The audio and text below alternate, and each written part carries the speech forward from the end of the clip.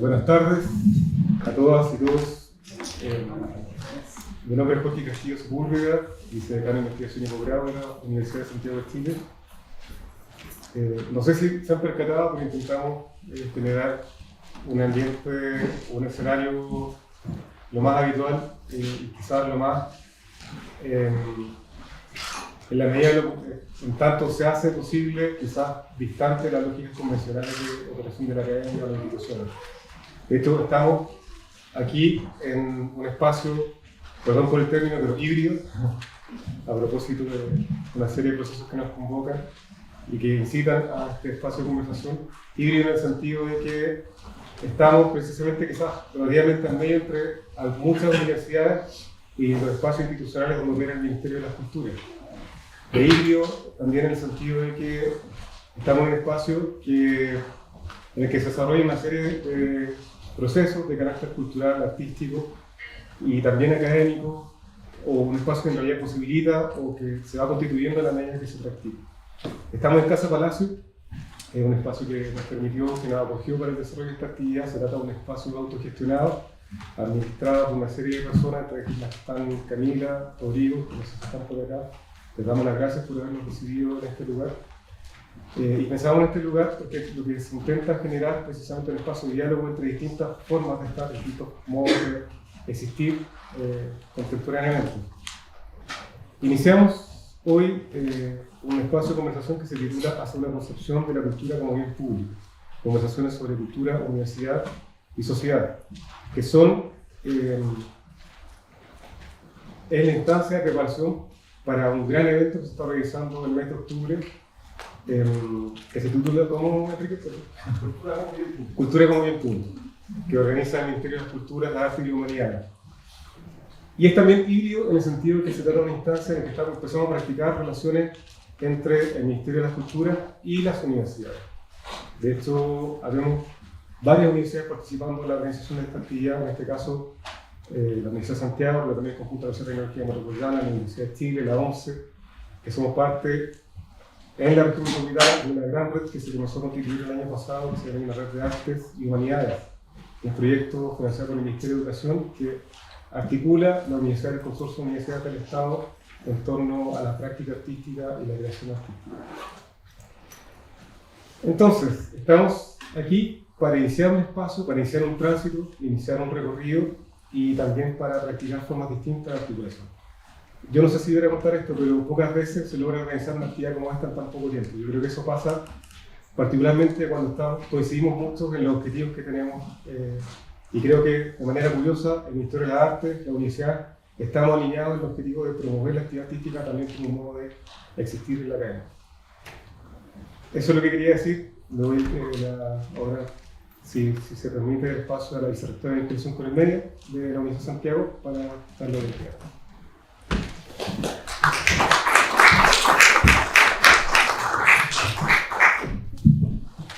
Gracias, Jorge, por cubrir el retraso. Estaba un poco ajustada la agenda hoy día, así que básicamente quiero darles la bienvenida. Me imagino que pasaron los vocativos, no estoy 100% segura. ¿No hay vocativo? No hay vocativo. Bueno, quiero saludar a todos quienes nos acompañan, o sea, expresarle mi gratitud al Ministerio de las Culturas que está auspiciando esta actividad, a la Red de Artes y Humanidades del CUECH, y sobre todo, ¿cierto?, la invitación a participar, ya que somos todos nosotros parte de esta red de universidades totales que está interesada en poder promover la cultura como bien público, ya que va a ser este seminario que nos acompañará, ¿cierto?, que vamos a organizar en octubre de 2024. Entonces, por eso les doy la más cordial bienvenida. El objetivo de esta actividad en particular es promover la reflexión conjunta entre la academia, la institucionalidad, nos referimos con eso al Estado, al Ministerio y la ciudadanía sobre la importancia de la cultura para avanzar en el fortalecimiento de comunidades sostenibles. Y el segundo objetivo de esta actividad tiene que ver con promover espacios en que confluyan al menos el programa Puntos de Cultura, la Red de Artes y Humanidades del CUECH y el Departamento de Estudios de la Subsecretaría de la Cultura y de las Artes. Como USACH hemos promovido el espacio de la Red de Artes y Humanidades para que sea una red efectiva que donde se sitúen los propósitos en común sobre la individualidad institucional. Creemos además que las artes pueden desempeñar un papel crucial en el fortalecimiento de la democracia y en la promoción de prácticas. Normalmente tendemos a ver a las artes, tiene que ver con la representación de las artes que nos ofrecen plataformas para que diversas comunidades puedan expresar sus voces y preocupaciones, para generar conciencia crítica, para promover debates y reflexión, incentivando otras maneras de generar esas prácticas de reflexión, para fomentar la creatividad y la innovación social, para preservar la cultura de una manera distinta a como pensamos normalmente el patrimonio y la preservación de nuestras tradiciones, para generar economías más creativas, para promover el activismo y también para generar intervenciones comunitarias.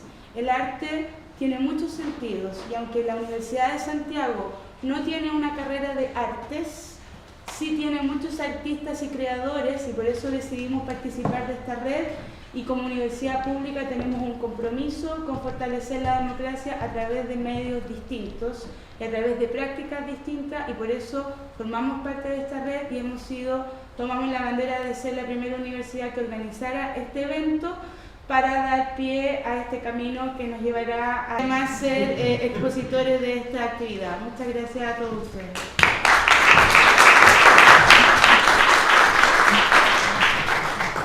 Gracias, Tecana. Me parece que sí, fue un evento bastante codiciado. No voy a contar los detalles de la definición del lugar, pero estuvimos conversando bastante tiempo sobre cómo organizar este tipo de procesos. Enrique, por favor.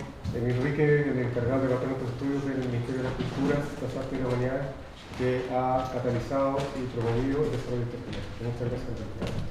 Muchas gracias. Hola, buenas tardes a todos, a todas. Primero que nada quisiera agradecer a la Universidad de Santiago de Chile, al CUECH, a la Casa Palacio y especialmente también a Ana Rosas que nos acompaña hoy día, porque digamos, este evento es súper importante para nosotros como Ministerio de las Culturas, las Artes y el Patrimonio. Por otro lado, también quisiera mencionar específicamente el programa Puntos de Cultura Comunitaria, que es un programa clave para la gestión actual del Ministerio, porque tiene como uno de sus propósitos, digamos, y enfocado también en la imagen de los tránsitos que se ha usado, ¿no? El pasar de ser un ministerio y con una acción que está enfocada esencialmente en el ámbito de los creadores, de los artistas, digamos, y por ende como del sector de la cultura, a pasar a una relación mucho más compleja tal vez con la sociedad en su conjunto, lo cual abre una serie de desafíos y de oportunidades, algunos de los cuales son absolutamente claves para poder pensar un desarrollo sostenible por un lado y una necesidad social de la cultura, que haga que la cultura sea un asunto que le importe a muchas más personas que solamente a aquellos que estamos involucrados dentro del campo. Y ese tránsito es precisamente uno de los desafíos fundamentales de la institucionalidad hoy día. Y es súper importante saber que ese tránsito es imposible de recorrer si no es en conjunto y en alianza con otros. Y por lo mismo, lo primero que quisiera decir es celebrar la alianza y el vínculo que hoy día, digamos, se expresa tan concretamente en un evento como este entre la Red de Artes y Humanidades del CUECH y el Ministerio de las Culturas, las Artes y el Patrimonio. Y quisiera indicar un poco en específico por qué esa alianza, al menos 4 razones que son fundamentales. La primera, porque, y a propósito de lo que se ha dicho, digamos, es súper claro que acá tenemos grupos de personas e instituciones que están alineados en torno a objetivos comunes. Y un objetivo común fundamental para el país en su conjunto en este minuto, fortalecer lo público. Y una de las maneras de fortalecer por lo público es ocupando mucho mejor lo que ya tenemos, porque tenemos bastante. Y eso a veces lo que pasa es que está todo como apuntando hacia lugares distintos y falta de repente tener objetivos comunes en torno a los cuales poder confluir. Y por ende, ahí hay una primera razón por la cual celebramos esta alianza, porque contribuye decididamente a fortalecer lo público en un momento donde eso parece fundamental. Lo segundo, porque contribuye a transversalizar la cultura. Las universidades son espacios donde confluyen todos los saberes. No confluyen solamente los saberes relacionados al arte, las humanidades o el patrimonio, confluyen todos los saberes. Y nosotros desde el Ministerio, desde el programa Puntos de Cultura, tenemos la convicción de que la labor que nosotros desarrollamos no se puede circunscribir solamente al sector de la cultura, sino que es fundamental para la sociedad en su conjunto. Y por lo mismo, una alianza con las universidades es una alianza que nos abre puertas para poder pensar la cultura como un eje transversal para el desarrollo sostenible de la sociedad completa. Y por lo tanto, como un bien público que es un eje para pensar el desarrollo y el bienestar de futuro, ¿no? Lo tercero, y acá hay una razón muy concreta también para nosotros como ministerio, porque nos permite construir vínculos nuevos para poder pensar alcances más allá de lo que teníamos ahora, para poder pensar cómo los programas que hoy desarrollamos, por ejemplo, pueden expandirse, pueden complejizarse, pueden encontrar nuevos espacios de desarrollo y de confluencia, para aprovechar estas oportunidades que nosotros identificamos y que nos permiten fortalecer lo público también. Y quisiera detenerme también un poco más específicamente en otra cosa, que a mí, digamos, en tanto jefe del departamento de estudios me resulta clave, que tiene que ver con generar algunos movimientos fundamentales para poder pensar la medición y el análisis del sector cultural. Y ahí creo que hay tres cosas que son relevantes de poder pensar. La primera, en torno a la cual creo que esto, digamos, es especialmente importante para las universidades, pero nosotros como institucionalidad queremos ser parte de esta discusión, que es la creación en contexto universitario. La creación como una forma de producción de investigación, la creación como una herramienta pedagógica, la creación, digamos, como una manera de contribuir a la formación especializada, pero también al desarrollo del bienestar subjetivo de las personas. Nosotros tenemos distintos instrumentos que, entre otras cosas, miden o generan estadísticas permanentes sobre el lugar de la cultura en la educación superior. Y vemos unos espacios de confluencia súper interesantes para poder contribuir a medir con mayor precisión la creación en contexto universitario y por ende darle la visibilidad que requiere y darle el espacio que requiere, porque esa es una herramienta extremadamente importante por diversos motivos, digamos, que creo que todos acá sabemos y podemos eventualmente desarrollar un poco más en torno a ello. Lo segundo que me parece súper interesante, pensar cómo medimos el impacto de la cultura en ámbitos específicos de la sociedad. A propósito de la relación entre universidades y nuestro ministerio. Cómo medimos, por ejemplo, cómo la cultura contribuye a generar pensamiento crítico. Cómo medimos cómo la cultura contribuye a generar mejores espacios de convivencia y de diálogo. La otra vez escuchaba que dentro de Chile el problema de la convivencia escolar es gigantesco. Y en los colegios donde hay menos problemas de convivencia escolar son los colegios artísticos. ¿Cómo logramos pasar o cómo logramos entender de qué manera específica el desarrollo de la cultura, la arte, el patrimonio contribuyen en cuestiones como esa? Y ese creo que es un desafío fantástico que a mí por lo menos me emociona poder ser parte de ese trayecto. Y creo que la relación de las universidades con el ministerio, por ejemplo, en implementar programas en su conjunto, permite que espacios de investigación y de análisis sean parte como intrínseca de la labor que nosotros desarrollamos. Y eso creo que es extremadamente una oportunidad muy, muy interesante. Y lo último, el último, digamos, ámbito del conocimiento que me parece interesante es que esta relación nos permite mucho ordenar y ampliar el alcance de lo que existe, ¿no? A propósito también de esta relación como con universidades que van más allá de lo sectorial. Por ejemplo, todo lo que tiene que ver con generar espacios o comunidades de análisis de datos en cultura, donde confluyen muchos conocimientos que van más allá de lo sectorial, digamos. Todo lo que tiene que ver con los conocimientos de herramientas digitales, ingeniería, digamos, entre otras cosas. Es un espacio de sumo interés. ¿Cómo ponemos en valor lo que generamos? ¿Cómo generamos más espacios de vínculo entre, por ejemplo, las investigaciones que se están desarrollando en las universidades, las tesis, los proyectos y lo que hacemos nosotros? Creo que allí hay un espacio de colaboración inmenso.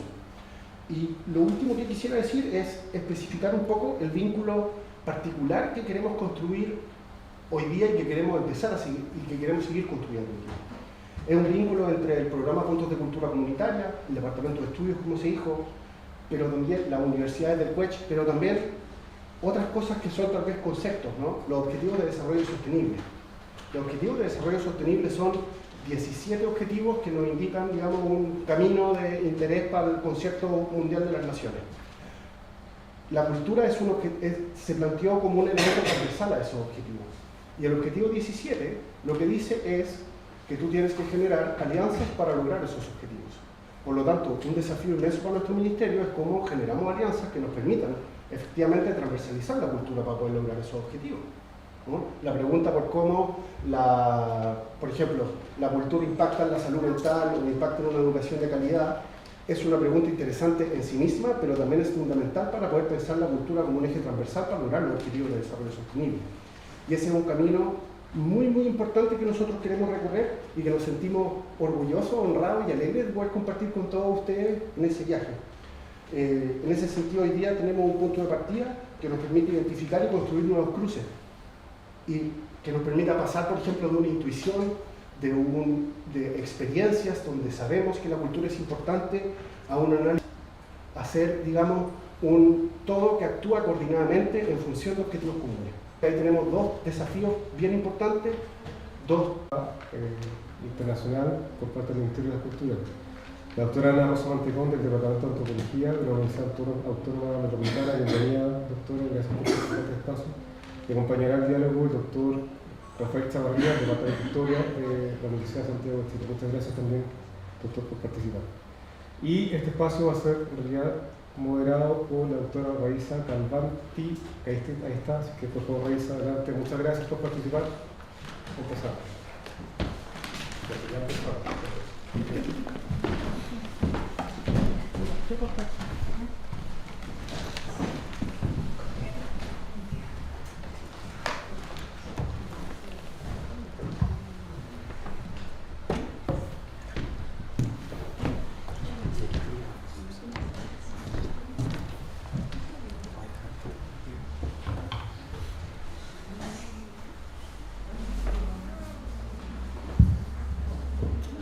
Buenas tardes. Mientras Ana Rosas arregló su presentación, agradecer primero por la invitación a moderar este evento súper importante que inaugura un ciclo de conversaciones que se organiza en conjunto entre el Ministerio de las Culturas, las Artes y el Patrimonio y las universidades, en especial en este caso la Universidad de Santiago de Chile, del que también hago parte, soy del Departamento de Publicidad e Imagen de la universidad. Sin me atrasar mucho, voy a pasar la palabra a la profesora Ana Rosa Mantecón. Solo mencionar que sus principales líneas de investigación son acceso cultural presencial y digital en museos, cine y patrimonio histórico y contemporáneo, políticas culturales hacia el acceso cultural y cultura digital.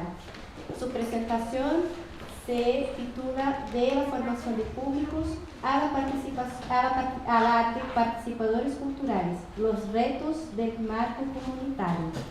Muchas gracias a la Unidad de Puntos de Cultura Comunitaria de Chile y al Ministerio de las Culturas, las Artes y el Patrimonio por esta invitación para estar acá, que no me puedo imaginar, bueno, más ad hoc con mi propia historia. Yo me muevo, he buscado moverme dentro de la antropología y el mundo de las universidades, pero en diálogo siempre con la gestión.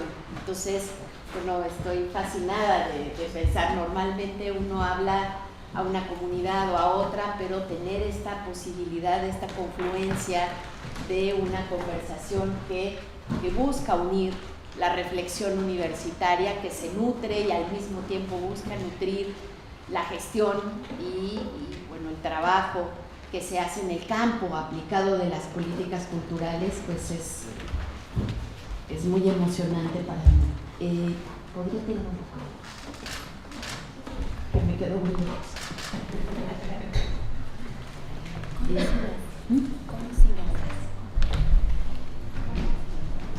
Yo había preparado, pensé que íbamos a estar 2 horas y bueno, ya tenemos una menos.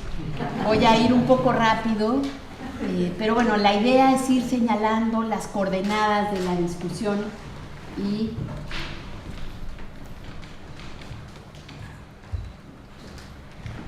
para abordar, bueno, el núcleo de lo que nos congrega hoy en día, que es mi propuesta inicial, pues cuestionar esta noción generalizada de los públicos como meros destinatarios, ¿no? Como yo quiero mostrarles cómo son en realidad protagonistas de la modernidad. Están en el núcleo de las promesas y de las contradicciones de la modernidad, y yo quisiera, en sintonía con lo que han señalado todos los que me precedieron, todos y todas, la idea de que los públicos son una arena fundamental para pensar lo público, para pensar la esfera y el espacio públicos en toda su riqueza y potencialidad.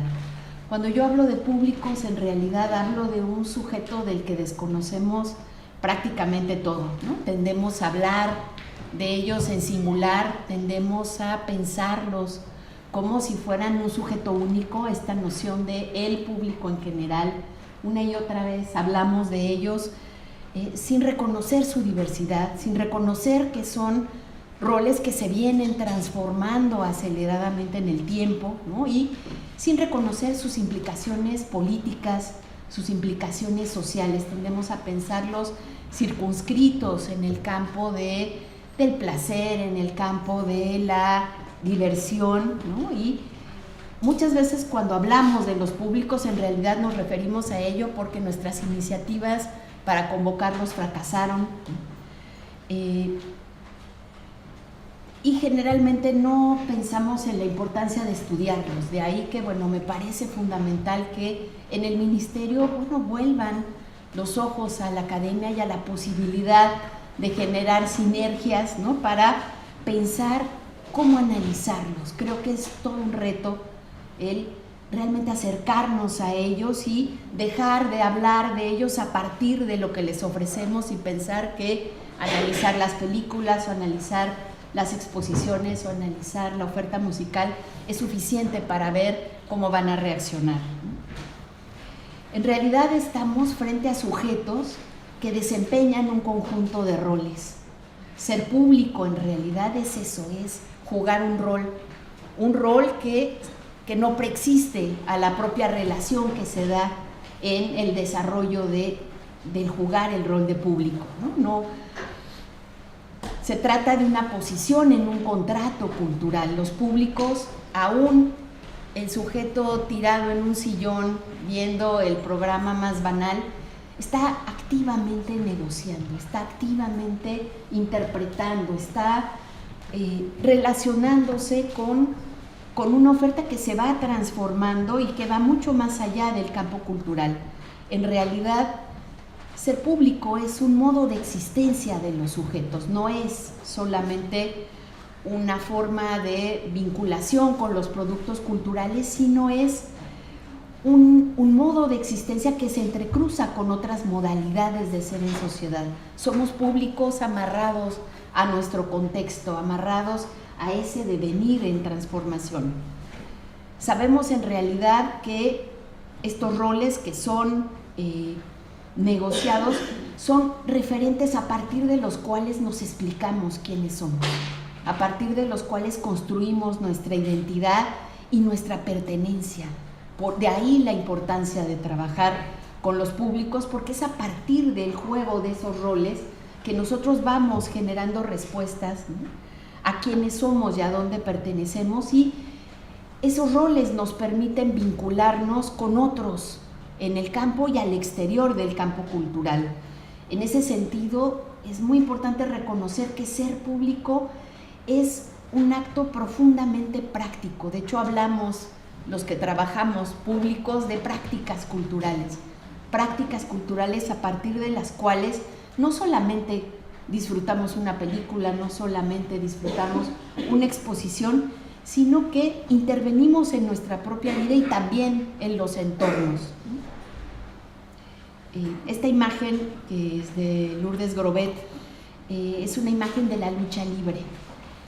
La lucha libre en México es muy importante, ¿no? Y a mí me cautiva particularmente porque muestra, es una especie, yo siempre pienso como un dinosaurio que hubiera sobrevivido, ¿no?, a la historia, y vemos a públicos que están en el centro del espectáculo. La historia del desarrollo de los públicos nos muestra la historia de sujetos que han venido transformándose de actores centrales dentro del teatro, actores centrales incluso dentro del cine, ¿no? Que era una oferta ya preexistente, y sin embargo lo que vemos en la historia del desarrollo de los públicos de cine es este esfuerzo de esos sujetos amarrados a ese contexto histórico por negociar, por estar en el centro. Creo que en la actualidad de alguna manera vemos otras circunstancias en donde los públicos vuelven a demandar estar en el centro, y creo que los puntos de cultura y toda la discusión que estamos haciendo sobre la cultura comunitaria nos hablan de este otro escenario en donde los públicos quieren volver a estar en el centro. Muy brevemente voy a hacer un pequeño recorrido histórico para mostrarles por qué es que los públicos son nucleares para entender la modernidad. En realidad el rol de público, nos dice Habermas, surge con la modernidad en el momento en el que las ofertas culturales se hacen públicas. ¿Qué había antes?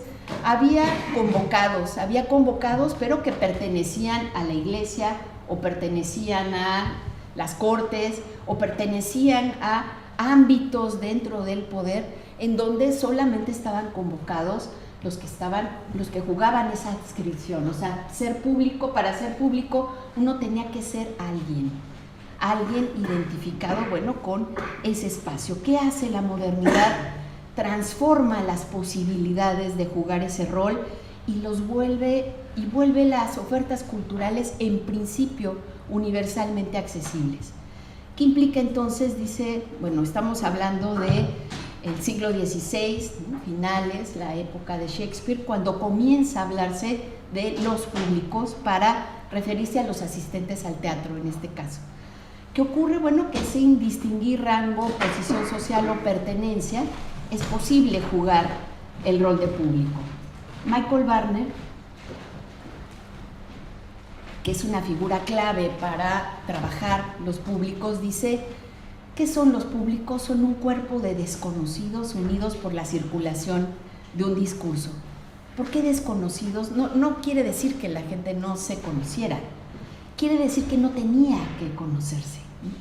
Cuando estos bienes culturales se hicieron públicos, se tornaron universalmente accesibles para que cualquiera que pudiera pagar, esto es por el desarrollo del mercado cultural, pero también lo que fue ocurriendo con instituciones como los museos, por ejemplo, que sacaron del ámbito de lo privado grandes colecciones y fueron sufriendo un proceso de volverlo público. No se dio de una manera automática, pero ¿qué implicó esta posibilidad, esta nueva circunstancia social y cultural? Implicó fundamentalmente tres cosas. Por un lado, la comunalidad, este cuerpo de desconocidos, esta idea de los que se agrupan hay ahí una noción también, además de la de comunalidad, de participación y de conversación en la esfera pública. Estos tres elementos son claves para pensar qué le demandamos a una política pública que sustente el juego de este rol que de distintas maneras, en distintas circunstancias, pensemos toda la era neoliberal, bueno, fue privatizando esta posibilidad pública y fue encauzando y limitando toda su potencialidad, ¿no? Si bien Habermas dice que este es el momento fundacional para la constitución del rol, en realidad lo que nosotros vemos es que se trata de una historia que no comienza con la modernidad, ni se restringe a la esfera pública ilustrada, ¿no? Hay antecedentes muy importantes para entender esto en el mundo griego y romano que habíamos mal comprendido por centrarnos en una interpretación del desarrollo de los espectáculos griegos y romanos muy vinculados a la noción política exclusivamente y sin reconocer todas estas otras dimensiones que fueron clave, pero hay investigaciones históricas que nos están arrojando nueva luz sobre cómo no es o sea, cómo no es exactamente hasta la modernidad, sino hay antecedentes importantes también en las ofertas ambulantes, el papel de los juglares, el papel de tantos ámbitos, ¿no?, que fueron congregando en el teatro popular, piensen toda esta época de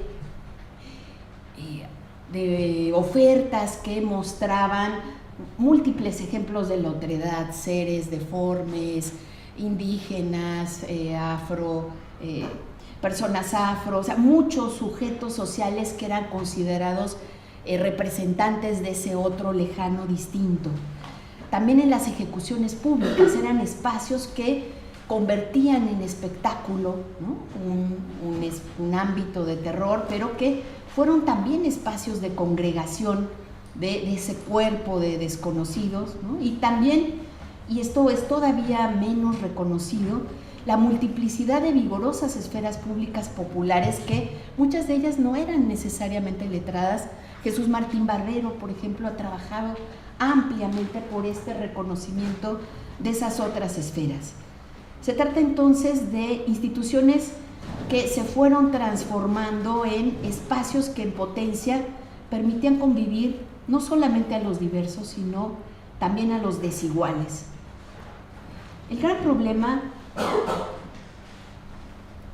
de todo este potencial es que se inserta en contextos distintos, que son contextos que van limitando, acotando, regulando esta potencialidad. Aquí, bueno, lo que ven son algunas imágenes, ¿no?, de ámbitos distintos en donde esta posibilidad de la congregación de los distintos pues se ve limitado por políticas que segregan a los blancos y a los negros, a los latinos y a otras culturas, ¿no?, y que están en el núcleo de la oposición a la mezcla de razas, ¿no?, a la mezcla de culturas. Hay ahora en la actualidad, bueno, otras condiciones que limitan las posibilidades de este potencial público de los públicos. Sabemos por múltiples encuestas, ¿no?, que de la mitad o al 70% en general de la población no participa de museos, no participa de bibliotecas, de librerías, de centros culturales, y pues como hemos conversado con Javier, también en el campo digital hay fuertes restricciones para que una parte de la población acceda. Es un hecho que para jugar el rol de público en realidad se deben sortear distintas barreras que tienen que ver con el papel que juega la familia, ¿no? Todas estas limitaciones las ha trabajado, por ejemplo, brillantemente Pierre Bourdieu, ¿no?, que nos muestra los condicionamientos que el origen familiar van marcando para la posibilidad o no de jugar este rol. El papel que juega también la escuela, que es un espacio que, como tantas otras instituciones, está pensado para la igualación de los diferentes, y que sin embargo a partir de una serie de mecanismos también se vuelven espacios reproductores de la diferencia, el espacio del disfrute, el espacio laboral, ¿no?, y los grupos de pertenencia. No me voy a centrar en estas barreras, solo quisiera hablar brevemente, bueno, de cómo la edad puede ser un factor de inequidad. No es casual, ¿no?, como ha mostrado Thomas Peters, que los públicos de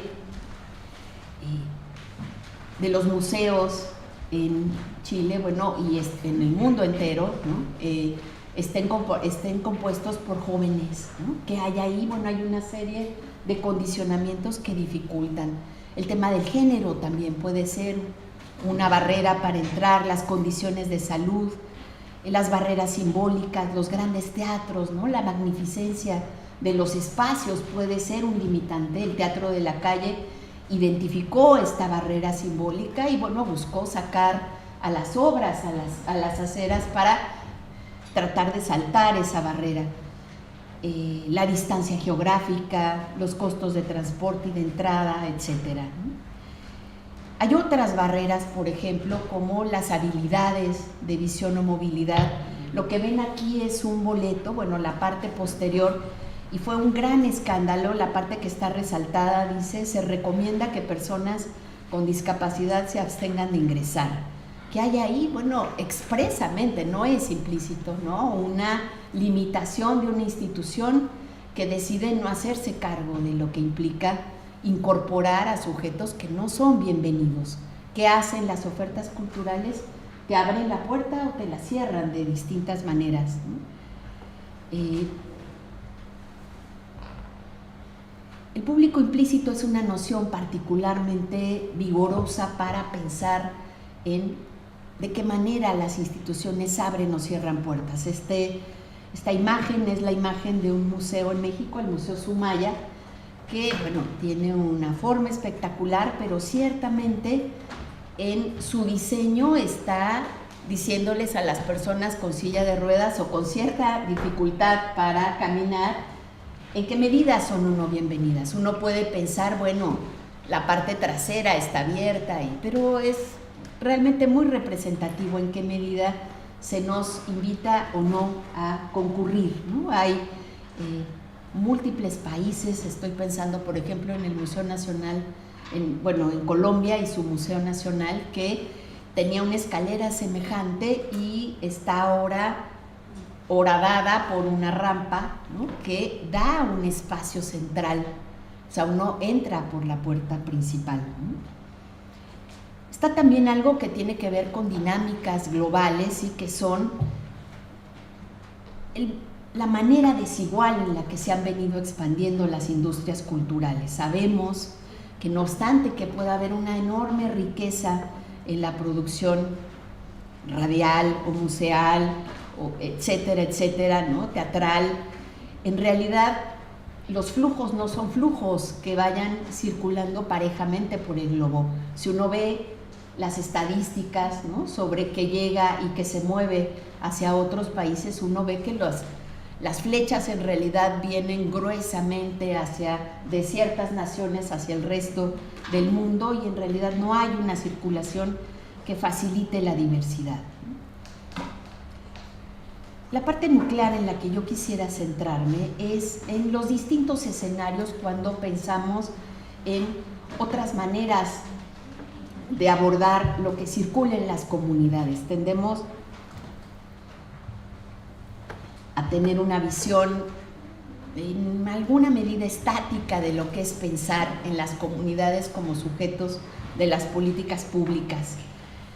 Cuando nosotros pensamos en este escenario, cómo se ha venido transformando, lo que vemos ahí son escenarios muy cambiantes, ¿no? Y el papel que vienen jugando las industrias culturales como espacios de acceso que tienen sus propias lógicas, que son mercantiles, pero que indudablemente han abierto las puertas para la formación de públicos, para, esto es, las posibilidades, abrir las posibilidades de que sujetos muy distintos se acerquen a la ópera, se acerquen al teatro, se acerquen a la literatura. Bueno, ahí han jugado un papel muy importante, no solamente las industrias culturales, la convergencia digital es también clave para pensar estos nuevos escenarios y el influjo de las políticas culturales. Creo que ahí hay ámbitos que todavía no medimos suficientemente, no hemos analizado en toda su potencialidad.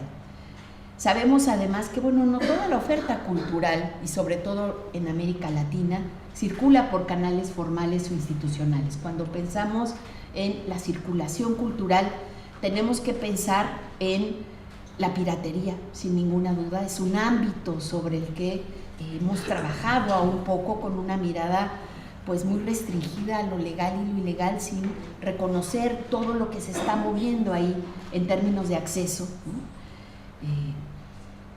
Hay también todo un ámbito de la colaboración y la cultura compartida dentro y fuera del Internet, y también, y esto es creo que más visibilizado, todos los emprendimientos alimentados por la creatividad juvenil, popular y comunitaria.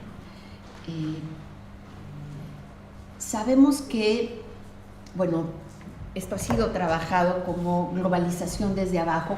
¿Qué está detrás de la piratería? Nosotros vemos apenas la punta de un iceberg, pero lo que vemos detrás es un movimiento global, ¿no? De que viene de la hegemonía del capitalismo electrónico informática, del desarrollo de la tecnología, y que ha permitido a individuos y a redes hacer copias perfectas y circularlas de música, de películas, de textos, de libros, etc.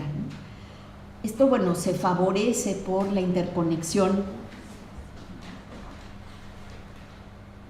de los caminos y, bueno, de los caminos digitales, ¿no?, que multiplican las posibilidades de acceso para sectores antes excluidos y que encuentran, pienso, bueno, Bollywood, Nollywood, ¿no?, o sea, todos estos espacios en donde hay producción comunitaria que ahora encuentra otros caminos de difusión y de acceso. Gustavo Lins Ribeiro es un antropólogo brasileño que ha venido trabajando como él habla de lo ilícito y entre comillas entre paréntesis, para reconocer cómo esa frontera entre lo legal y lo ilegal en realidad es muy porosa, ¿no?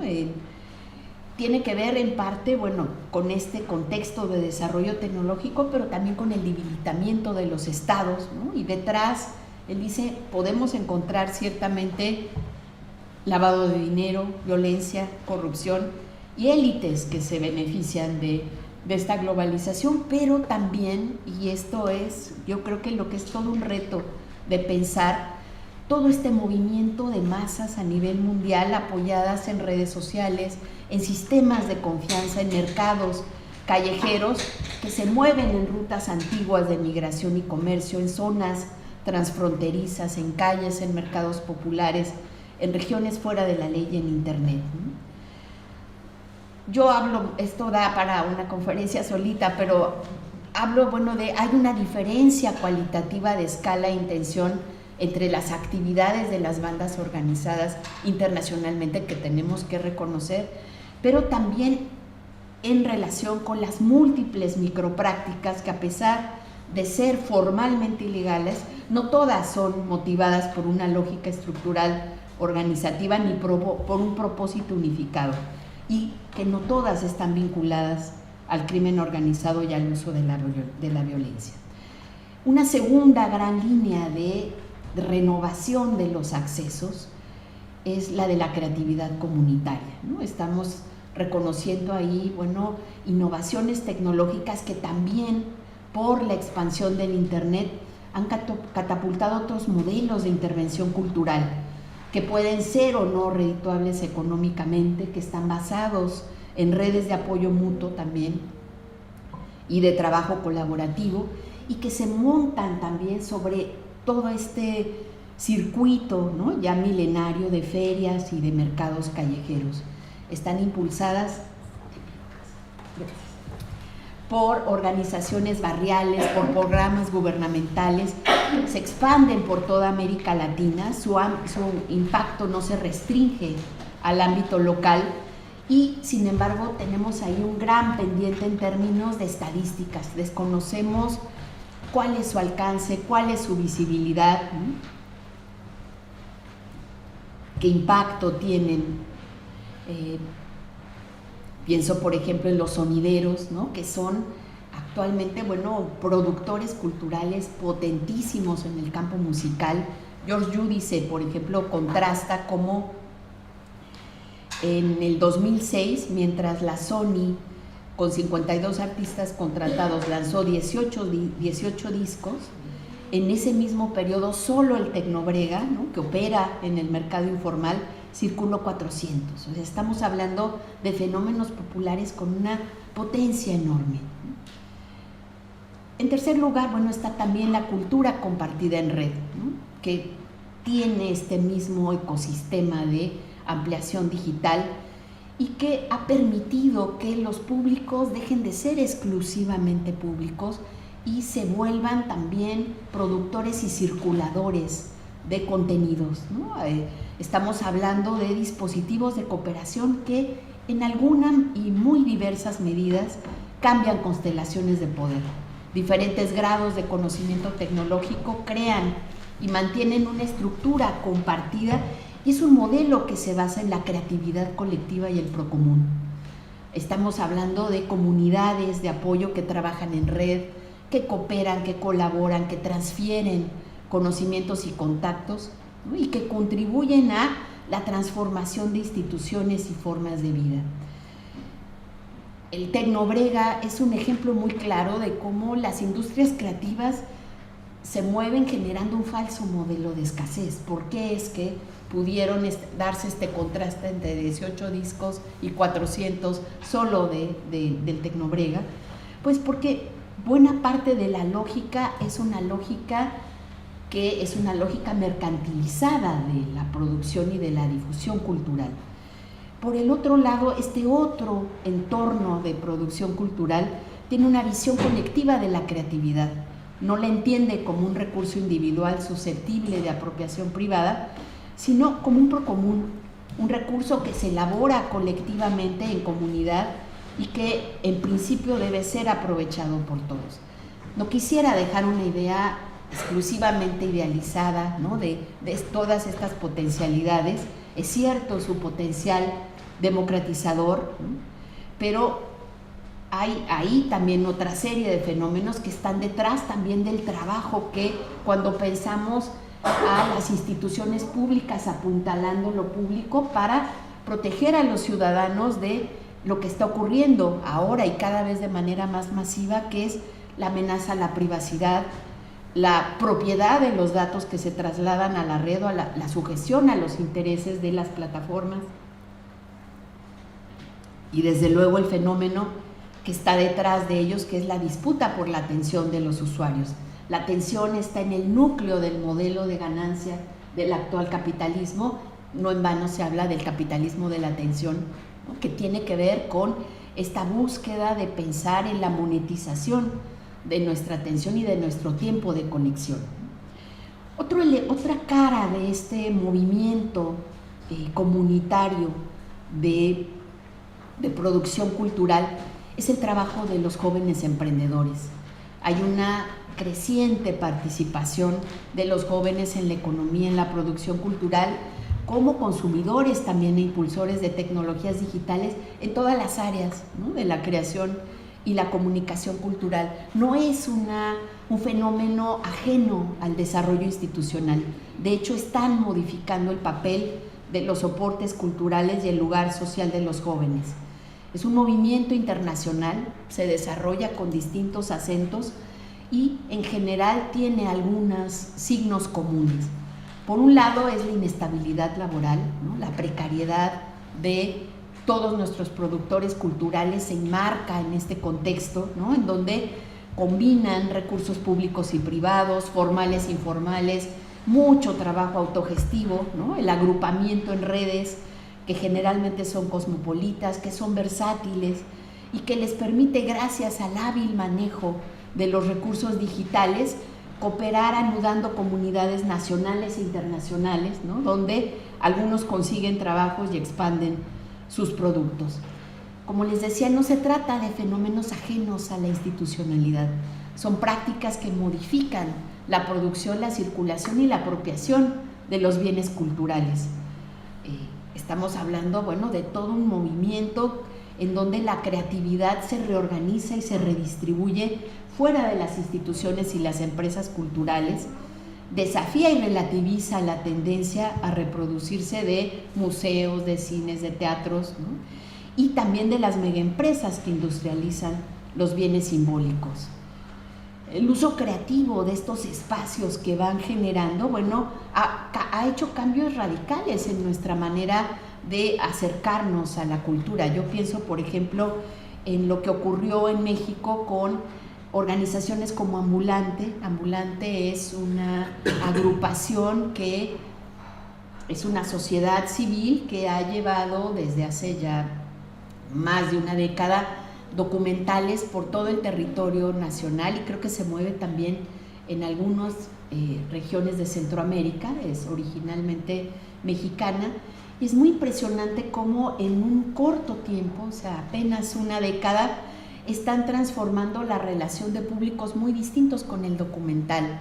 Han logrado no solamente que los documentales se inserten en espacios alternativos, sino incluso dentro del propio sistema tradicional comercial de las empresas exhibidoras en México, en donde ya también están haciendo algunos de sus recorridos. Como les decía, en estas condiciones, difícilmente la noción de público nos alcanza ya para nombrar todo lo que implica ser público. Estamos hablando de manejo distinto, combinado de formatos y de lenguajes que van difuminando lo que antes pensábamos dónde estaban los públicos y dónde estaban los productores.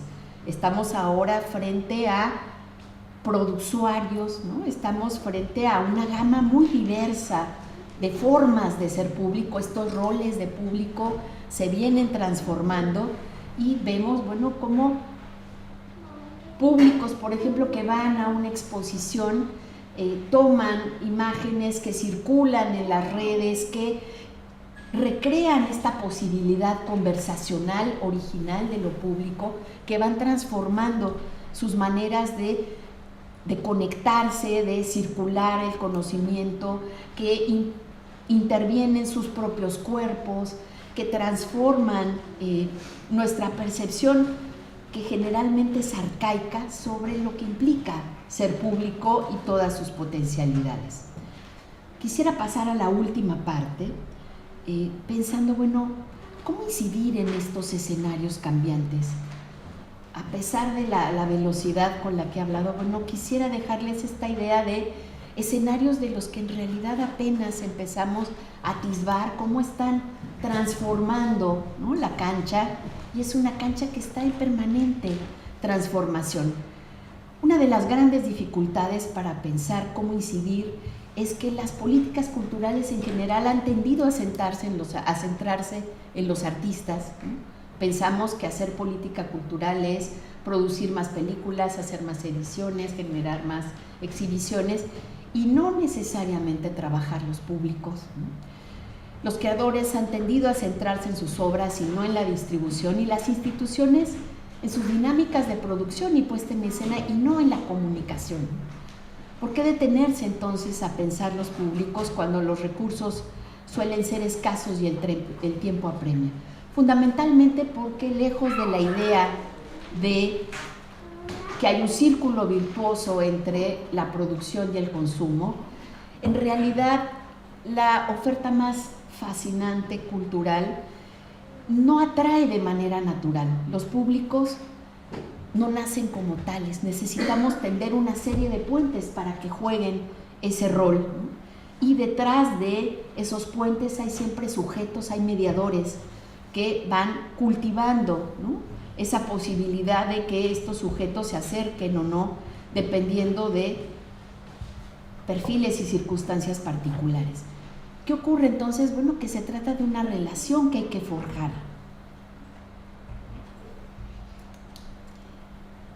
Una segunda y una tercera razones por las cuales no están las políticas culturales listas es porque sabemos muy poco sobre los procesos de formación de públicos. Y aquí yo creo que la sinergia ministerio, gestores y universidades es más necesaria que nunca. Tenemos que pensar cómo vinculamos a la investigación con la gestión.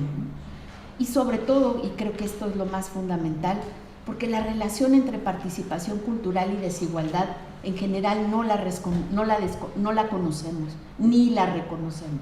¿Qué pasa entonces? Que se desdibujan, y creo que este es uno de los grandes problemas, se desdibujan las responsabilidades sobre a quién le toca estimular la participación cultural. El gran problema es que hemos tendido a ver a las prácticas culturales como si fueran un asunto de entretenimiento o de gusto individual y no como prácticas estrechamente vinculadas a derechos culturales, derecho al acceso, derecho a la libertad creativa, derecho a la cultura propia. El problema cuando desconocemos esta vinculación entre participación cultural y derecho es que la exclusión de los beneficios que derivan de jugar o no esa práctica, creo que se va a apagar. No sé. Se está descargando la batería. ¿Está conectada? No hay como... ¿Qué pasó? implica que los sectores que no acceden, bueno, cuentan con una menor cantidad de recursos. Ya habíamos visto qué es ser público. A partir de esas prácticas culturales nosotros nos explicamos el mundo y nos construimos a nosotros mismos. El restringir estas posibilidades de acceso implica no solamente un déficit en esta capacidad de comprender al mundo y de comprendernos en él, sino también de actuar en él. ¿Qué implica esto? Bueno, necesariamente una limitación de las posibilidades de construcción de la ciudadanía.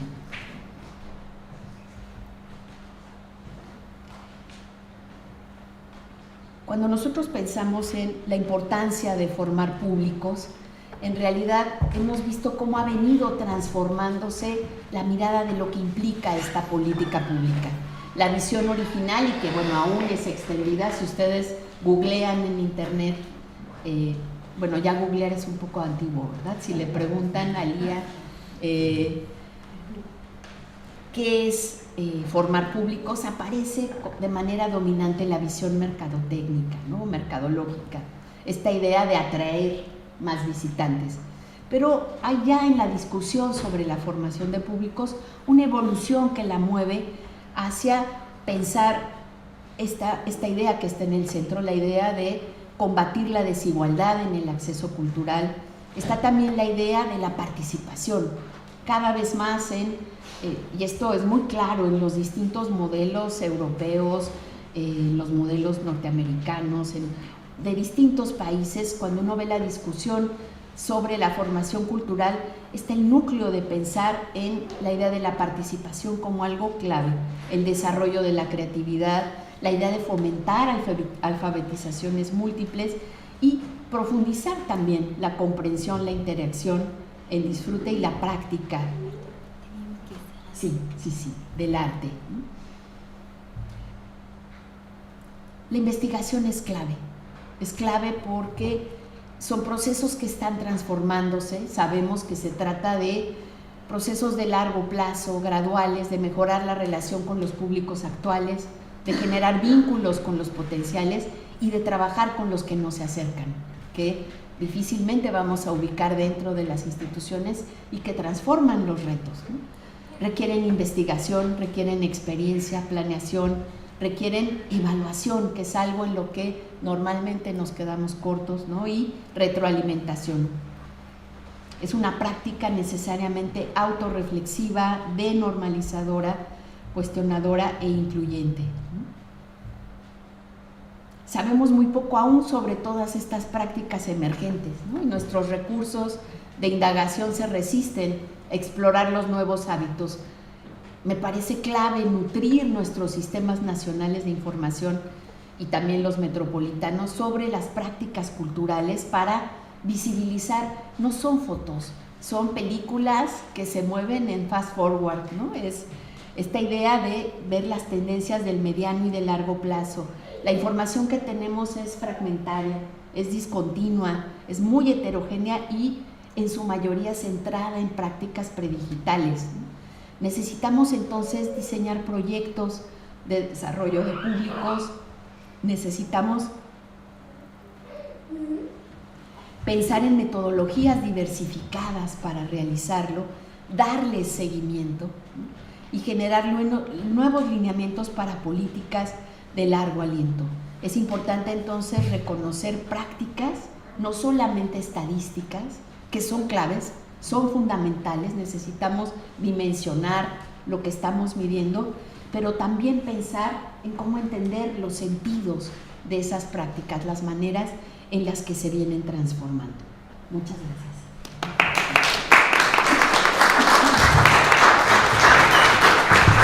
Gracias por la tremenda conferencia. Al final vamos a tener unos minutos para hacer comentarios y dialogar con Ana Rosas. Y paso la palabra ahora a Rafael Chavarría, que es académico asociado del Departamento de Historia de la Universidad de Santiago de Chile. Su línea principal de investigación es historicidad de la gestión cultural y patrimonio. Y Rafael va a presentar la ponencia Gestión Cultural, Públicos, Contextos, Andamiajes entre Políticas y Universidad.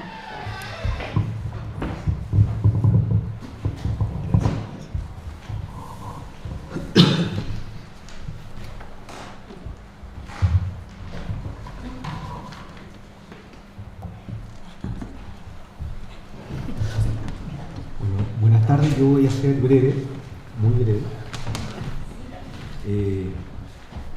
Siempre cuando estoy en alguna mesa con alguien de la UAM, digo que la UAM es gigantesca y hay varias unidades. Entonces tú eres de la unidad de Iztapalapa. Yo vengo de Iztapalapa. Y cada vez que yo digo Iztapalapa me dicen, no, un chileno sabe decir Iztapalapa rápidamente. No es fácil decir. Bueno, pero quería comentar eso. Agradecerte a ti que compartir la mesa, a Raiza también, a la Red de Arte y Humanidades de la Universidad del Estado y al programa Puntos de Cultura Comunitaria del Ministerio de las Culturas, las Artes y el Patrimonio. Están todos mirando ahí esa imagen, creo que deben estar, ¿qué es eso? ¿Quién lo hizo? Bueno, ese es un documento del año 1963. Es un documento que hizo Víctor Jara. ¿Ya? Estamos hablando que hace 70 años ya se pensaba en términos de público, ya se pensaba en términos de gestión cultural, sin decir de manera efectiva de que esto es gestión cultural. Y ahí les cuento un poco en qué consiste estos documentos.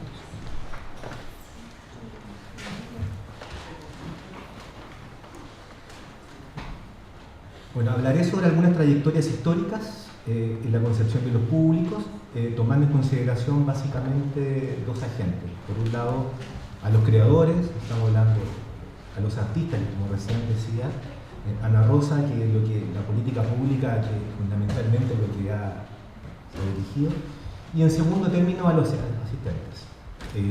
Tomando en consideración a los primeros, hay que tomar también en cuenta de que los creadores o la figura de la creación suele estar asociada básicamente a los artistas y a los trabajadores de la cultura, de las artes.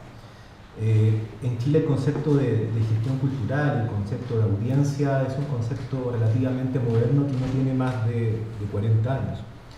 Esto no quiere decir que antes no existían gestores culturales o no existían personas que trabajaban directamente bajo la noción de público, de espectador, de audiencia, o donde la vereda que me sitúe, como la quiera llamar, de acuerdo a mi concepción política o a la epistemología que esté trabajando. Quienes tradicionalmente han sido situados en la posición, estos artistas, de productores de contenido. Autores como Techera Coelho consideran a estos públicos, esta audiencia, a quienes intervienen en esta fase de la producción cultural, que él denomina como la producción propiamente dicha y que incluye actividades tales como preparación del guión, la filmación, la edición, etcétera, escribir un libro, la impresión, lo que implica la cadena de valor o de producción de un bien cultural. Esto que están viendo acá, como les comenté recién, corresponde a un plan de coordinación artística de la Casa de Cultura de Ñuñoa. Para que no sean de Chile, hoy día la imagen de Ñuñoa, que es una comuna, un gobierno local, está un poco desdibujada, hay una ilustración en torno a quién es de Ñuñoa, hay un juego de palabras, son los gestores culturales, los progresistas.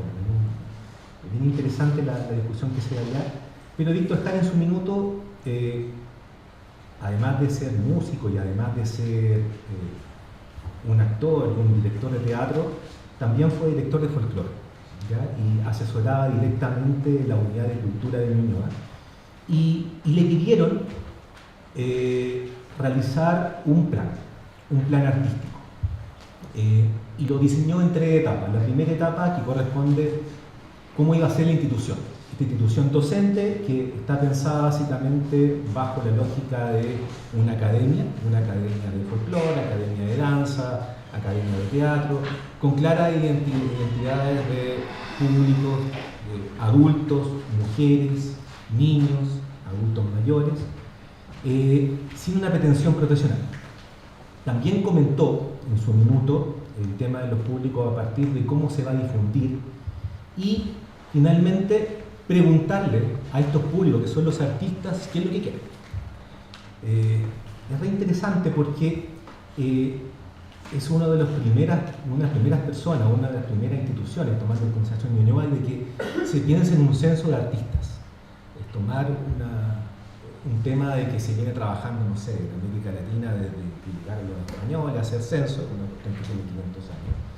Pero ver quiénes son, qué es lo que quieren, qué es lo que hacen, con quién se quieren vincular, ¿ya? Y esa vinculación implicó un análisis previo de querer vincularse con algunas comunas cercanas a Ñuñoa. Estamos hablando de San Miguel, Santiago, Providencia, entre otras que están propuestas acá. Pero Víctor Jara siempre habló del concepto de plan de difusión o un plan cultural pensado en el mundo del arte y pensado en los artistas, pero no pensado en las comunidades. Estoy hablando del año 63. Quisiera comenzar conversando entonces esta imagen del cuaderno de notas que conserva el archivo de la Fundación Víctor Jara, que data del 63, y del mismo Víctor Jara, comuna emblemática ubicada en el sector centro-oriente de la capital, en la cual era un trabajador que así mismo se hacía notar. En el libro Víctor, un canto inconcluso que se reeditó en el año 2020, escrito por su esposa Joan, se relata el rol de Víctor como un gestor y un educador de la Casa de la Cultura de Ñuñoa. Por Gregorio de la Fuente, entonces director del espacio, quien le solicitó fundar una escuela de folclore donde se dedicó a transmitir las danzas folclóricas de Chile. Pero hay un tránsito, hay una trayectoria. Esta trayectoria de los públicos que inicialmente eran focalizados en los artistas, ya durante el año 69 y el año 73 se empieza a mover. Y este movimiento implica el pueblo, como él mismo lo decía. Ya el sujeto de intervención no eran los artistas, sino que eran las comunidades. Eran las personas que vivían en estas comunidades. Entonces, podemos evidenciar, quizás de lo que he encontrado, un primer movimiento en torno a la categoría de público, centrado inicialmente en la década del 60 de los artistas, después centrado en el mundo de las comunidades o el pueblo, como él lo decía.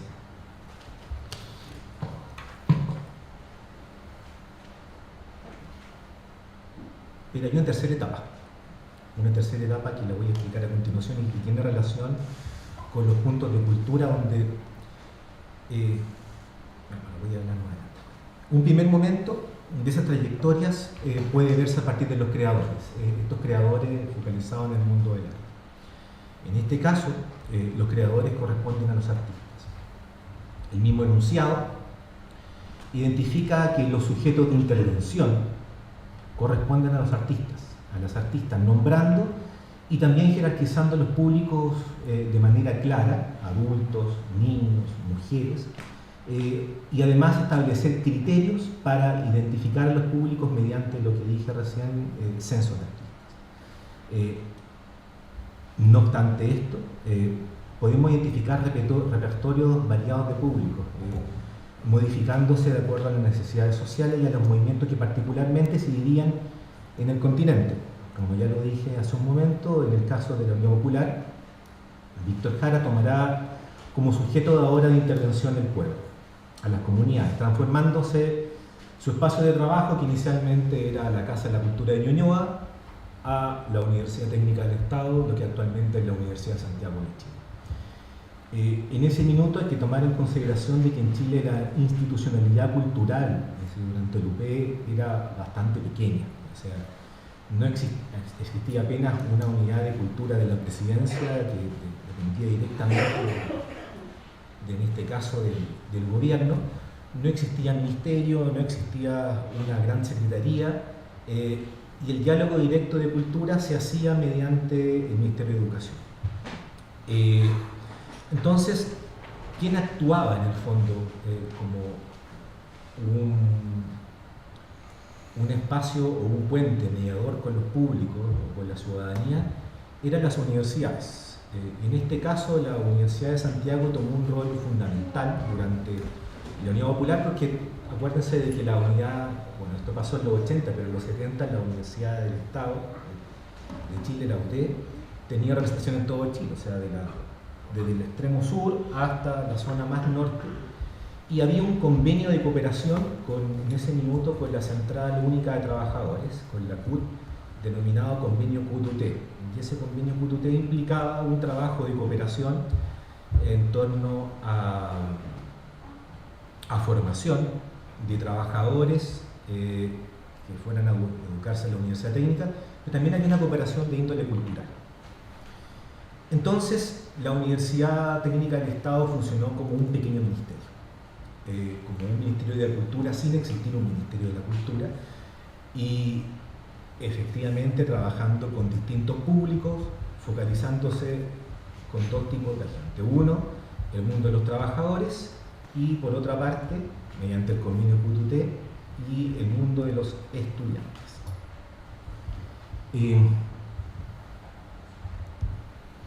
No tengo el siguiente ítem, pues se lo voy a contar. En la universidad, que puede entrar después a ver en el sistema, tenemos un proyecto elaborado a partir de la Facultad de Humanidades, de la Facultad de Humanidades, que se llama Los H es un museo. Pensar a la universidad como un museo de cine. Y en la universidad, dentro de los hitos, hay un hito que corresponde a la Secretaría Nacional de Extensión y Comunicaciones. Y esta Secretaría de Extensión Nacional y Comunicaciones funcionaba de manera efectiva como un ministerio, con una representación en Santiago y que se disponía a estar en todo Chile. Esta Secretaría es un organismo que funcionaba desde el año 71, es decir, Peronía Popular, como parte de la modernización de lo que sería el área de extensión y comunicación, coordinado distintas áreas: Departamento de Comunicaciones, extensión docente, el convenio QTT, etc. Entonces, aquí podemos visualizar una segunda etapa, esta segunda etapa de comprensión de los públicos, de estos públicos a través de todo Chile con este convenio QTT. No obstante, es necesario, y un poco, no solamente vengo en el rol de académico a conversar, sino que también hay un rol de gestor cultural. El concepto del gestor cultural implica este diálogo permanente entre lo que sería la teoría y la práctica. Es un trabajo situado, es un trabajo donde la investigación es fundamental para solucionar los problemas. Siempre me acuerdo, un amigo hace muchos años me comentó cuál es el rol en el fondo de los gestores culturales. Nombraba una película, Pulp Fiction. ¿Ya?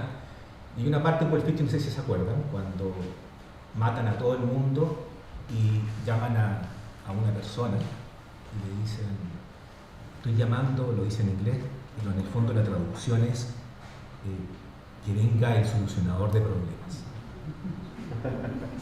Eso es lo que somos, en el fondo. ¿Ya?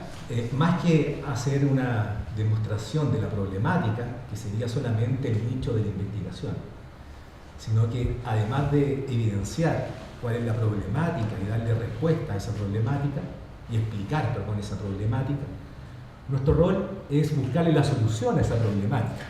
¿Ya? Y en ese sentido, el diálogo permanente entre lo que sería la teoría y la práctica, mejorando un poco lo que era la película.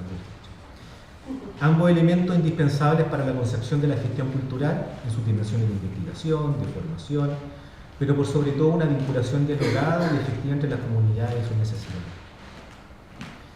Con relación a un segundo agente, tomando en consideración de que este primer agente correspondía a los artistas, podríamos hablar que son las personas que van a gozar o van en el fondo, ser partícipes del proceso de la cadena de valor creada por el mundo del arte.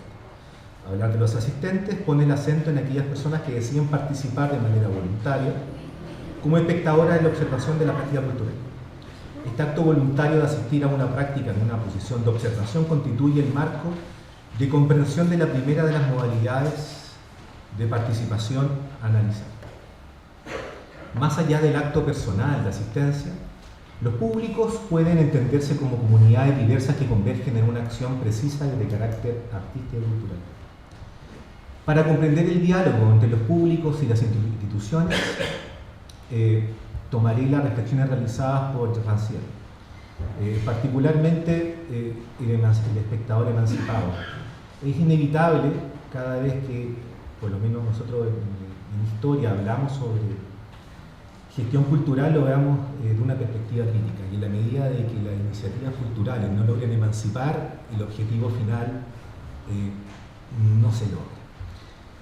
Para lo cual Rancière dice, comillas, la relación entre los obreros y los intelectuales suponía que unos debían enseñar a los otros lo que ellos ignoraban.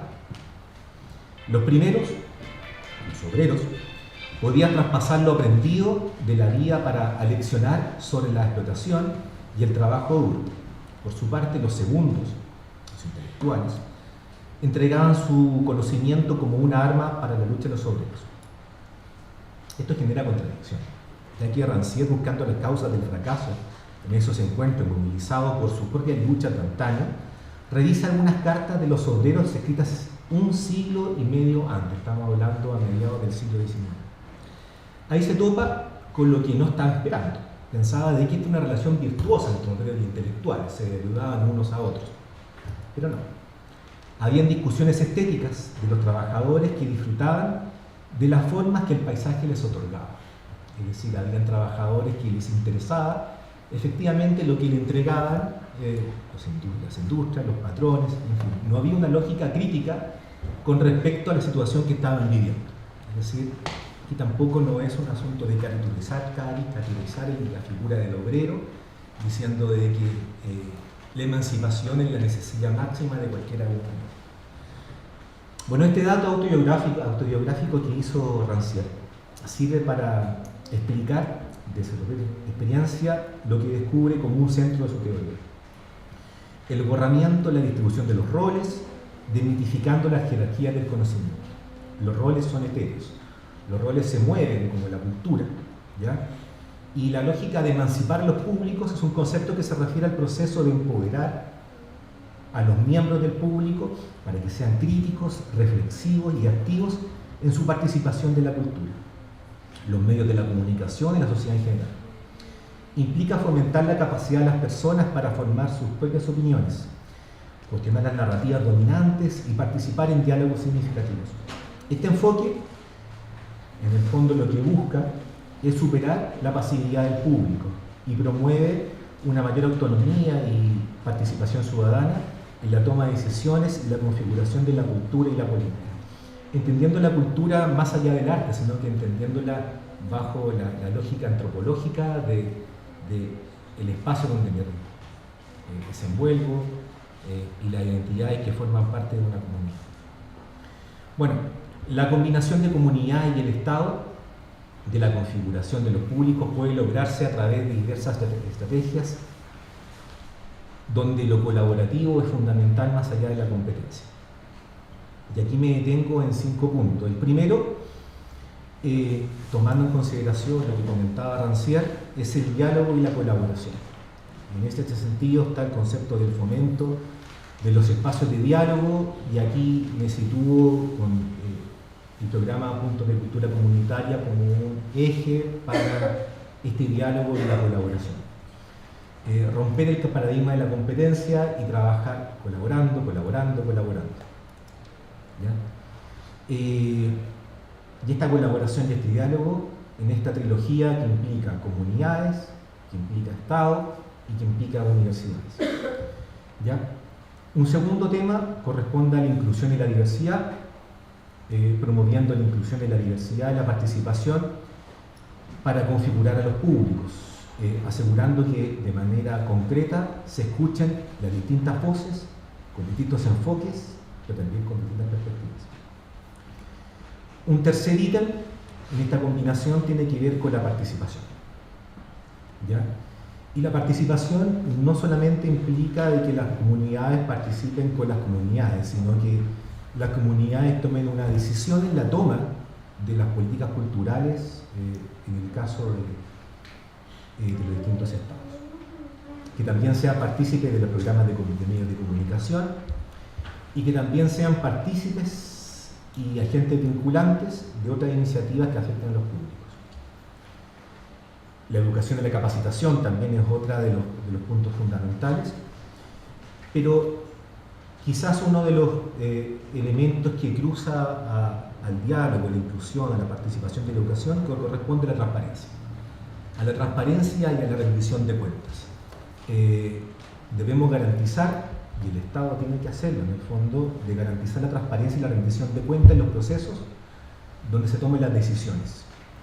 Y la gestión de recursos públicos relacionados con la cultura y los medios de comunicación. el tema es la generación de confianza. Hoy día el mundo de la gestión cultural ha perdido las confianzas entre ellos, ha perdido la confianza en el Estado, ha perdido la confianza en las universidades. Entonces, la crisis de la confianza en este minuto es quizá una crisis más grande, más allá que la crisis de participación. ¿Cómo elaboramos en el fondo elementos de colaboración efectiva entre las comunidades y el Estado, entre las comunidades y la universidad, entre la universidad y el Estado? Se está haciendo, y este proyecto Conocimiento 2030 o el proyecto en el fondo de la red de arte y humanidades está en esa senda. Al combinar los esfuerzos de las comunidades y el Estado, se puede crear un entorno más inclusivo, participativo y democrático para la configuración de los públicos, promoviendo hacia una cultura vibrante y en el fondo equitativa. Bueno, esta emancipación propuesta por Rancière de los públicos sugiere una relación entre las comunidades y la academia. Y hay que también relevar a las personas y a las instituciones que han cooperado y han ayudado a que, por ejemplo, los puntos de cultura se hayan transformado, si bien no una política pública, sino un programa cultural de distintos países de América Latina, no sé, estoy hablando de Argentina, Chile, México, Costa Rica, Perú, por nombrar algunos. Entonces, la figura de Celio Turiño, que ha dedicado en el fondo su vida, su pensar, ejecutar políticas públicas a gran escala, es importantísimo. Celio Turiño es historiador y gestor cultural. Entonces, es interesante establecer ahí cómo el mundo de los historiadores y las historiadores puede dar una herramienta importantísima para el quehacer de cómo nos acercamos a las comunidades con respecto al Estado mediante este programa de puntos de cultura comunitaria. Hay un libro clásico de Celio Turiño, del punto de cultura, pero hay una reedición que se hizo en el año 2020. El año 2020 incluye la visita que hizo a Chile para pensar los puntos de cultura. Hecho de menos, sí, porque son muy poquitas páginas y Celio Turiño estuvo en todo Chile. Yo me recuerdo haber estado en varias reuniones con Celio Turiño y la información que levantó fue gigantesca. Entonces, me hubiera gustado que quizás el programa de Chile hubiera publicado un libro en extenso de todos los espacios que pasó por Chile, desde Melinca, Puchuncaví hasta Chiloé, Arica, así que un desafío pendiente, yo creo que importantísimo para poder acceder. Eso, es inevitable que se me venga también a la cabeza a propósito de cómo un programa que surgió en Brasil, como el Punto de Cultura, y que se expandió de manera colaborativa por todo el continente, se me venga a la cabeza otro que es el programa de la Orquesta Juvenil Infantil, y que me nombró hace poquito el jefe de Educación Superior. Que este es un programa que surgió en Venezuela, estamos hablando a fines de los 70, y se ha transformado en política pública en toda América Latina, y que el fin, en el fondo, de estas orquestas juveniles e infantiles para la generación de nuevos públicos no son públicos de artistas, y tampoco son públicos de personas que vayan y que consuman ópera o música clásica, sino que es otro, sino que es un rol pedagógico o un rol formativo que tiene el quehacer cultural en las distintas comunidades, e incluso en aquellas comunidades que desconocían algún tipo de instrumento. Hay un ejemplo significativo en el caso de Chile, en ese sentido, con Curanilahue. Curanilahue es una localidad que se encuentra en la zona centro-sur de Chile, cercano a Concepción. Es una comuna muy pobre, donde la orquesta infantil ha funcionado de manera espectacular desde su creación hace alrededor de 25 años. También ha pasado en el mundo documental, que tú lo nombraste recién, cómo en el fondo capacitar en términos audiovisuales a las distintas comunidades que no conocían el documental, pensando distintos espacios de exhibición, que no solamente en la típica sala de cine, sino que pueden ser las iglesias, pueden ser los hospitales, pueden ser, en fin. Me recuerdo que hay un proyecto que hace mucho tiempo funcionó durante 15 años, que es un festival de cine que se hacía en Chiloé, Festival de Cine Documental, y las exhibiciones de las películas se hacían en las iglesias. ¿Por qué no había sala de cine? Ahora hay una sala de cine en Castro, que es la capital de Chiloé, pero ¿qué mejor lugar que exhibir películas? Pero no películas confesionales, por cierto. Yo me acuerdo que las películas que exhibían eran películas bastante agudas, críticas, por no decir las que iban incluso en una ofensa directa a la iglesia. Y se exhibían dentro de la iglesia. Y eso es posible de hacer porque uno conoce al público, porque en el fondo el proyecto es posible identificar que el que maneja la iglesia no es el cura o el sacerdote, sino quien maneja la iglesia es una persona, una mujer, que se llama fiscal, que es una figura que tiene toda América Latina, pero sobre todo Chile, que quien maneja las iglesias es un civil, es un laico, como no hay capacidad de tener cura en todas partes. Entonces, si se dan cuenta, el diálogo que hay entre la historia y el pensar qué tipo de público y el pensar qué tipo de iniciativas culturales es una relación más que virtuosa, es una relación necesaria. Hoy se están concretando proyectos de actividades que de otra manera habrían sido imposibles, llegando a audiencias que difícilmente se pudiera llegar en lo presencial. Y para eso quería mostrar, pero el tiempo queda poquito. Es un proyecto que en el fondo dialoga con todo lo que le acabo de decir, que se llama Los H es un museo, para que ustedes puedan entender, que es un proyecto de museo híbrido. ¿Ya? Y este museo híbrido uno lo puede ver desde la casa, lo puede ver desde Jalisco o en la misma universidad, da lo mismo.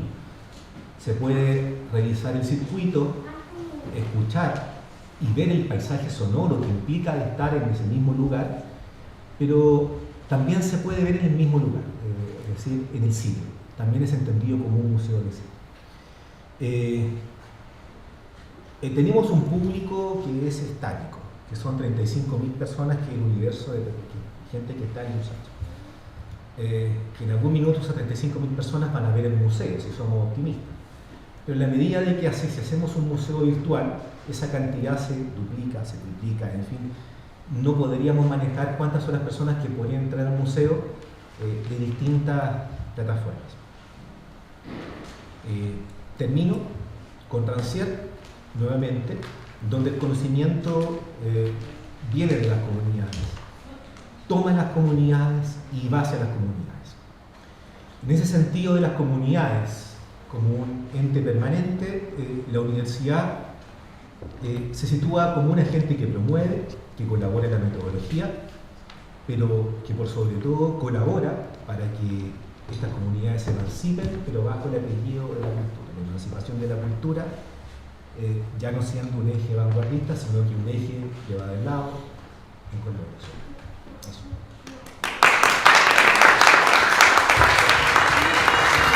Muchas gracias, Rafael, por la potente presentación. Recojo algunos comentarios muy breves y también después voy a dejar espacio para comentarios del público, máximo 2, porque estamos un poco avanzados con la hora. Pero más que nada quería decir que interesante estas dos perspectivas acá presentadas sobre la cuestión de la participación de la comunidad y de los públicos y cómo visiones sobre participación cambian, o sea, conceptos sobre participación también cambian a depender de cómo se definen, si se define el público como público, si se define el público como consumidor, si se define este público como comunidad. Estamos ahí poniendo en juego diferentes maneras de concebir la participación misma. Eso es bastante interesante pensar cuando estamos pensando aquí también en políticas públicas de cultura, porque, por ejemplo, Rafael mencionó que el concepto de antropológico de cultura fue el centro del giro que Brasil produjo cuando creó el programa Cultura Viva, pasar de una noción de cultura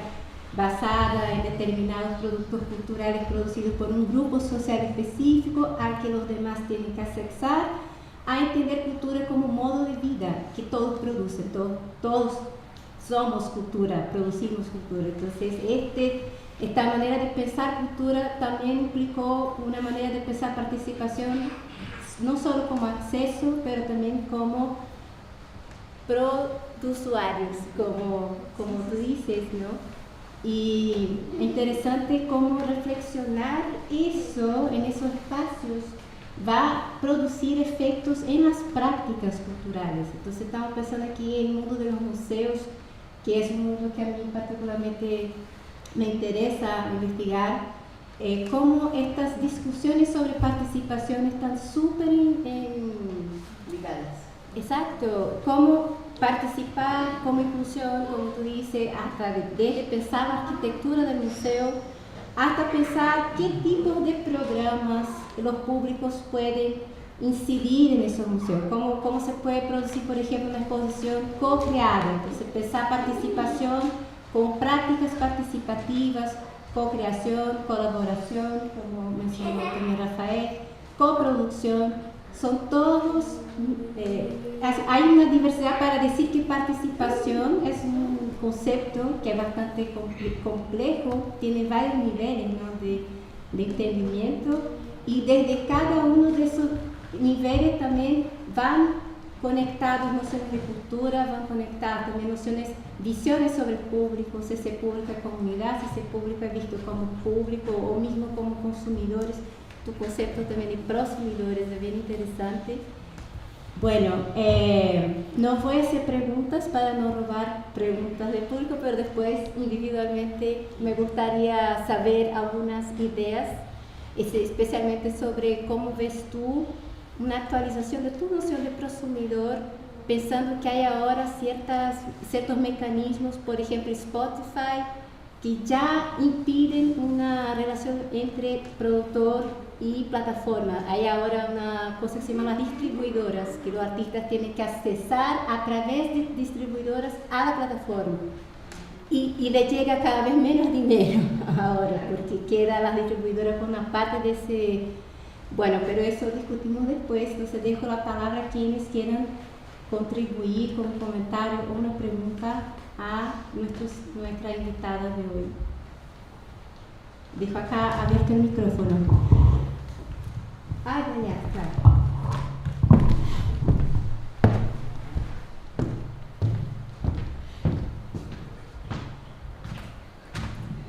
¿Considerar que hay quizás personas que participan del punto de cultura comunitaria que quizás quisieran comentar algo? Si no, podemos continuar con la citación que hizo Raíssa. Hay una pregunta. Bueno, más que un comentario, yo también tenía esta idea de, o sea, cultura igual a artistas, ¿no? Y gracias a nosotros. Pero también creo que algo muy normal es relacionar culturas con naciones, ¿no? Lo veo, por ejemplo, al estar acá, yo soy mexicana.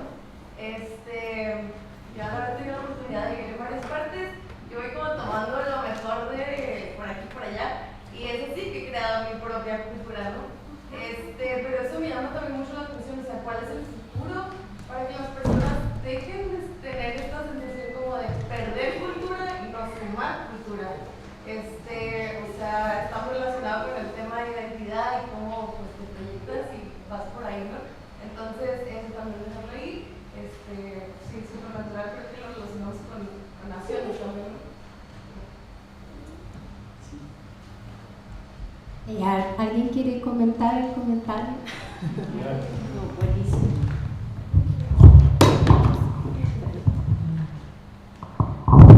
Muchas gracias, muy interesante tu pregunta también y la que nos haces.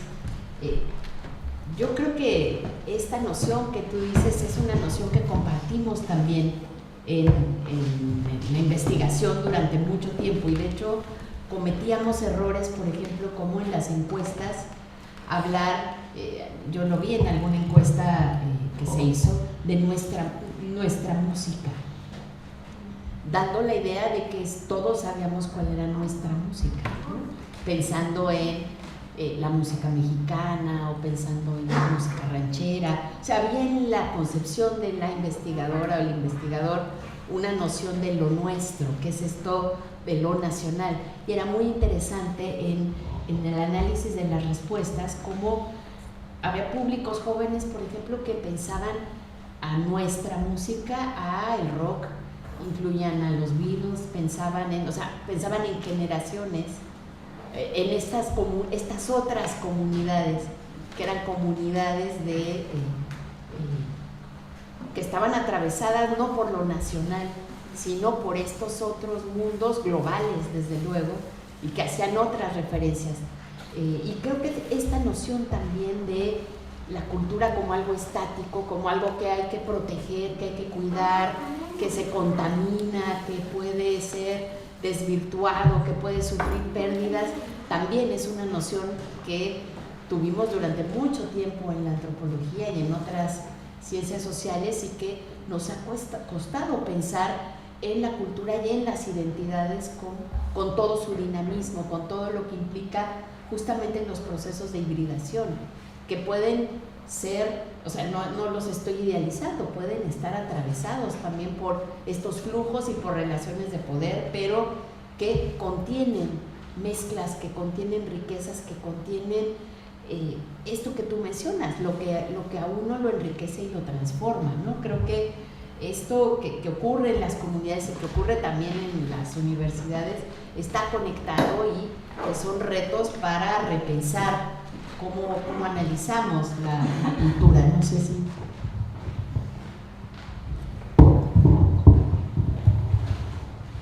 Siguiente a lo que dice Rosa, yo creo de que la preconcepción de cualquier identidad cultural o el conocimiento previo es complejo.